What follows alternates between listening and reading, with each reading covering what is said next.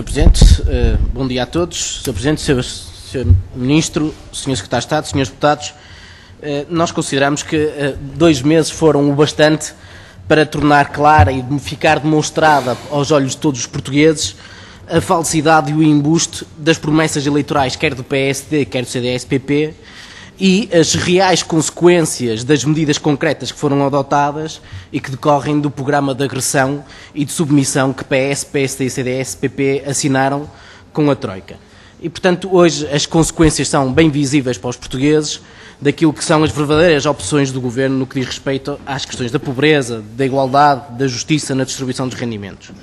Fazia aqui uma breve análise relativamente ao programa de emergência social, ao chamado programa de emergência social, para denunciar, Sr. Presidente, Sr. Ministro, a sua, do programa, profunda hipocrisia. Porque o Governo dá com uma mão umas migalhas pequenas, e já lá irei, para tirar com as duas mãos parcelas, roubar com as duas mãos parcelas significativas dos rendimentos das famílias, de quem vive do seu salário, agravando a pobreza e as dificuldades. Sr. Ministro, não há volta a dar, não há programa de emergência social que resolva o problema da pobreza, se ao mesmo tempo o Governo atira para as situações de pobreza milhares e milhares de portugueses devido às medidas que tomam. O roubo no 50% do subsídio de Natal, o aumento dos transportes, que não é compensado pela caridadezinha, pela esmolazinha que é dada na tarifa social, o aumento dos medicamentos com a redução da comparticipação, que vai afetar de uma forma gravosa aquilo que são os idosos e que não é compensado pelos medicamentos em final de prazo que o Governo quer dar aos idosos mais carenciados, o congelamento das pensões. Não estão abrangidas o congelamento das pensões, as rurais e as sociais, mas as pensões de 250, 300 euros são congeladas e, portanto, vão perder poder de compra e vão, efetivamente, atirar para a pobreza mais e mais idosos, e mais, mesmo as pensões mais baixas, as ditas sociais. O que o Sr. Ministro garante é um aumento igual à inflação, isto é, mantém as pensões de miséria sem retirar da pobreza absolutamente ninguém, mantendo na pobreza aquilo que são milhares e milhares de idosos. No IRS, por via do corte das deduções, eu até gostava de lembrar aqui as palavras infusivas, entusiasmadas do então deputado Pedro Mota Soares relativamente ao aumento da carga fiscal sobre as famílias e sobre as empresas. Onde estão essas palavras? Hoje o Governo, as medidas que toma é de um profundo agravamento da injustiça fiscal. Mais IRS, mais IVA sobre o gás e a eletricidade. E o gás e a eletricidade aumentam, importa dizê-lo, 17%. E, portanto, não há compensação de 6% sobre o gás natural ou 2% sobre a eletricidade dado a título de esmola para os mais carenciados, para os mais pobres dos mais pobres do nosso país, que compensem os aumentos de 17% do IVA que o Governo prepara para aumentar. Impostos municipais que se pretendem aumentar. Portanto, há um conjunto significativo de injustiças que estão a agravar-se e este programa de emergência social não resolve. Como gostava também de ouvir a sua opinião, Sr. Ministro, se alguma destas medidas alguma vez teve o visto familiar, essa emblemática medida para proteger as famílias, o aumento do IVA, o aumento do IRS, aquilo que é o roubo no subsídio de Natal, teve visto familiar ou não teve, Sr. Ministro? E as consequências que isto vai ter sobre as famílias e os seus rendimentos. O Governo apresenta um programa de emergência social para acudir à pobreza, mas é responsável pelo agravamento da pobreza que tornam a vida das pessoas um autêntico inferno. O objetivo, Sr. Presidente, Sr. Ministro, é transformar o Estado que garante direitos como serviços públicos no que diz respeito aos transportes num Estado assistencialista que perpetua a pobreza, não a combate, antes pelo contrário, agrava o fenómeno da pobreza porque atira para ela novas franjas da sociedade. A proteção social na pobreza não é caridadezinha, é um direito e mesmo ontem foram anunciadas novas medidas de austeridade que vão agravar aquilo que é a situação de vida das famílias portuguesas. Para terminar, Sr. Presidente, eu ia partilhar o tempo com a Sra. Deputada Rita Rato. O Governo, que tem uma mão tão dura para castigar quem vive do seu salário e da sua pensão, e as famílias, tem uma mão tão leve e tão benévola para com os mais ricos. O Sr. Ministro Pedro Mota Soares dizia que a repartição dos sacrifícios tem que ser justa. E eu perguntava-lhe aonde é que os mais ricos vão contribuir, seja com um cêntimo que for, para esta repartição mais justa dos rendimentos. Hipocrisia. Não há uma medida no sistema fiscal. Tributar quem mais tem, que pouco paga é que era um caminho para, efetivamente, responder às desigualdades. Quer equilibrar as contas públicas, reduzir o déficit, então tomem medidas para promover o crescimento económico e a produção nacional. Em alternativa ou em conjunto, aumentar os impostos sobre os mais ricos. E eu não vejo o Governo aumentar a tributação dos dividendos, das mais-valias, ou pôr a banca e os grandes grupos financeiros a pagar 25% de IRS. Tem mão pesada para com os mais pobres e para com as famílias, quem vive do seu trabalho e da sua pensão, mas deixam claramente a continuar a aumentar a sua riqueza e a injustiça os grandes grupos económicos. Se o Sr. Presidente me permitisse...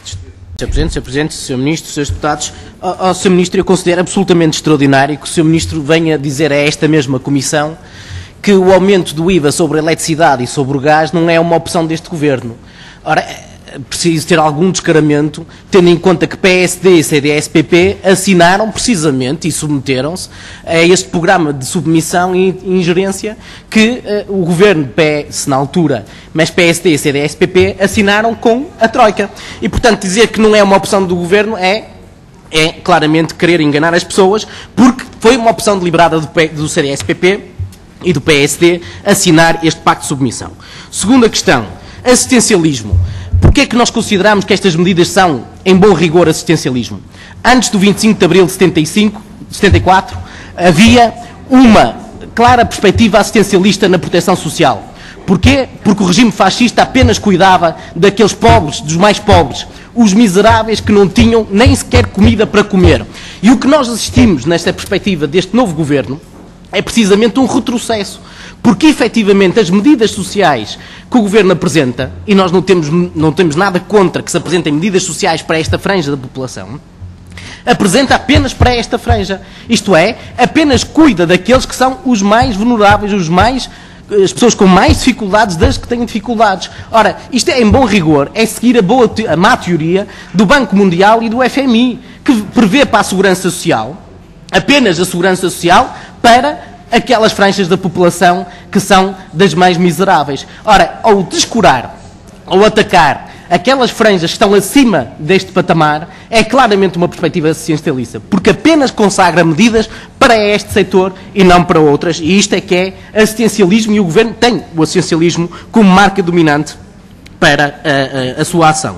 Mas diz que há uma situação de emergência social, e o que é que fazem? Tomam medidas que, no fundo, vão alargar aquilo que é as dificuldades das pessoas. Aumentam impostos a torto e a direito, cortam nos salários, atacam as condições de vida, aumentam os bens, dos bens essenciais, dos preços essenciais de comida, eletricidade, gás, etc.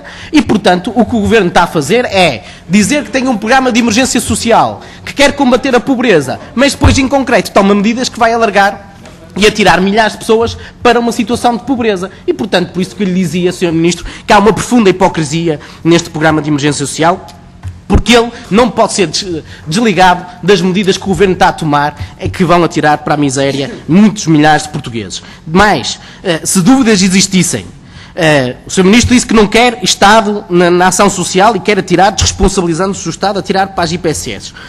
Mas, independentemente dessa matéria, o Sr. Ministro diz que são 400 milhões dedicados a este PES. O Sr. Ministro sabe quanto é que estão dedicados de apoios diretos à banca neste mesmo programa de memorando e de programa de submissão que foi assinado pelo PSD e CDS-PP? 12 mil milhões, 30 vezes mais para a banca do que para qualquer programa de emergência social. Se dúvidas houvesse, estes números são reveladores das opções determinadas do Governo de apoiar aqueles que muitos têm e prejudicar aqueles que pouco têm no que diz respeito à proteção social. Mas o Sr. Ministro diz que as pensões mínimas vão manter o poder de compra, vão ter aumentos. Mas importa aqui esclarecer, e o que nós queríamos lhe dizer, Sr. Ministro, é que as pensões mínimas e sociais dos 200, 180, 200, 250 euros vão, no máximo dos máximos, vamos em sede de Orçamento de Estado, manter o poder de compra que tinham até agora. E não vão sair desta situação de miserável que eles vão ter. E é preciso falar claro com as pessoas. É que as pessoas não vão ter aumento de poder de compra. Vão, no máximo, manter o poder de compra. E todas as outras prestações vão baixar claramente aquilo que é a sua capacidade. Mas, rapidamente, dizer aquilo que é uma preocupação do PCP no que diz respeito à segurança social. A alteração da situação financeira e a subversão do modelo e o conceito de segurança social. O Sr. Ministro, é ou não verdade que não se transfere para o Fundo de Estabilização Financeira da Segurança Social as verbas necessárias?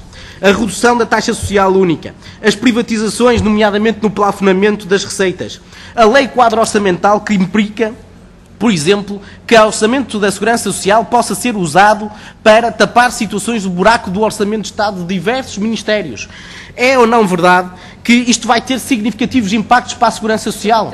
Como é que garante a sustentabilidade financeira da Segurança Social, que diz que está tão preocupado com ela? E, portanto, Sr. Ministro, eu, para terminar, já deixava aqui as palavras, peço a sua benevolência, Sr. Presidente, para passar a palavra à minha camarada Rita Rato para uma intervenção final. Presidente, se me permite, com a benevolência das outras bancadas, para só deixar um conjunto de questões e uma consideração final. O Governo anunciou um novo corte no Orçamento de Estado para 2012 de 1.500 milhões de euros em diferentes ministérios, Educação, Saúde e também Segurança Social. Diga lá, Sr. Ministro, o que é que vai cortar na Segurança Social, em que prestações sociais, aonde é que vai promover ao corte neste Ministério que é tão importante para os portugueses. Segundo, não respondeu, gostaria que respondesse à questão da lei do enquadramento orçamental que permite, se o Sr. Ministro ouvir, a lei do enquadramento orçamental, o Sr. Ministro não respondeu, que permite a diferentes ministérios utilizarem o dinheiro da Segurança Social para tapar buracos de financiamento dos diferentes ministérios. E gostaria de saber os impactos que isto vai ter para a sustentabilidade financeira da Segurança Social. Pensões mínimas, pergunto-lhe ao Sr. Ministro como é que o CDS-PP e o PSD votaram no orçamento de 2011 que congelou todas as pensões mínimas. É ou não verdade que o CDS e PSD, juntamente com o PS, aprovaram um orçamento de Estado que permite precisamente o congelamento? O que aí vem é claramente insuficiente. Um aumento de acordo com a inflação não responde ao problema das pensões de miséria de quem vive com 180, 190 euros. Manter o poder de compra destas pessoas não é suficiente e não acrescenta uma vírgula que seja ao combate à pobreza. Outro conjunto de questões. O Sr. Ministro falou da eletricidade e do gás. A eletricidade e este apoio social que é dado a um conjunto muito residual de pessoas, na nossa opinião, não compensa aquilo que é o aumento da eletricidade verificado nos últimos anos, nem se compensa aquilo que é o aumento da eletricidade prevista pelo aumento do IVA. E, portanto, é claramente insuficiente. Depois fala do gás natural e eu pergunto-lhe, então, e o gás propano, aquele que as pessoas lá em casa percebem melhor, o gás de botija, qual vai ser a comparticipação nesse gás de botija? Qual é? O IVA aumenta 17%. O que é que o Estado vai comparticipar para as famílias mais carenciadas? Absolutamente nada. Absolutamente nada. E, portanto, falar de gás natural é uma falácia. Por fim, duas questões, Sr. Ministro. Uma que diz respeito, nós temos uma situação de mais de 1 milhão de desempregados no nosso país em sentido lato. Mais de metade destes desempregados não recebe qualquer prestação de subsídio de desemprego. São mais de 14 mil desempregados por mês que ficam sem subsídio de desemprego. O que é que o Sr. Ministro pretende fazer? Se é verdade que vai agravar as condições de atribuição do subsídio de desemprego, e eu pergunto-lhe, a estes milhares de pessoas que não têm sequer subsídio de desemprego, qual é a majoração que se vai aplicar? Absolutamente nenhuma. Porque o grande problema hoje em dia é que uma grande parte da população que está desempregada não tem proteção no desemprego. E, portanto, a majoração aqui é claramente uma questão residual. Por fim, respondendo aqui à questão ideológica levantada pelo CDS-PP, é que estas opções políticas são claramente opções ideológicas. Não adianta aqui disfarçar, como o Sr. Secretário de Estado fez, a bancada do CDS também tentou fazer, dizer que não se trata de opções ideológicas, que não está aqui em cima da mesa a ideologia. Ora, são opções ideológicas muito marcadas que estão em cima da mesa. É que este Governo não toca nos mais ricos e nos grandes grupos financeiros para atacar aqueles que se mais precisam e que mais dificuldades passam. As famílias que vivem do seu salário e da sua pensão. A esses, utilizando uma expressão do anterior Ministro da Defesa, é malhar com toda a força. Agora, no que te respeita aos mais ricos, aos mais privilegiados, aí é mãos leves. E mãos bem benévolas. 12 mil milhões de euros para a banca, de apoios direto. Reforma fiscal para tocar naqueles que são os mais ricos e que paguem impostos que devem? Zero. Mas aumentar o IVA, atacar o contrato de trabalho, os direitos, atacar os medicamentos, os transportes, agravar as condições de vida de quem vive do seu salário e das suas pensões, aí não falta coragem dessas bancadas. Pois é, o que era preciso do nosso país era coragem para tocar nos grandes grupos económicos, nos multimilionários do nosso país que não pagam aquilo que devem. E a esses PSD, CDS-PP não têm a mínima coragem, como não teve o PS, para tocar nesses interesses. Esses continuam a viver à tripa forra no nosso país e vão continuar a viver à tripa forra. Eu sei que os seus deputados do PSD ficam incomodados, mas esta é a mais pura verdade. Sr. Presidente, Srs. Deputados, quem está lá fora, quem nos ouve, percebe? E podem se rir à vontade os assessores dos grupos parlamentares e os senhores deputados. Mas quem está lá fora sabe muito bem que as dificuldades, que as dificuldades batem à porta de quem menos tem. E os mais ricos continuam a viver com todos os privilégios e mordomias que tinham no passado e vão continuar a viver por questão de opção ideológica. E mais cedo que tarde vão ter a contestação do povo e o apoio do PCP nessa contestação para mudar este rumo de uma vez por todas.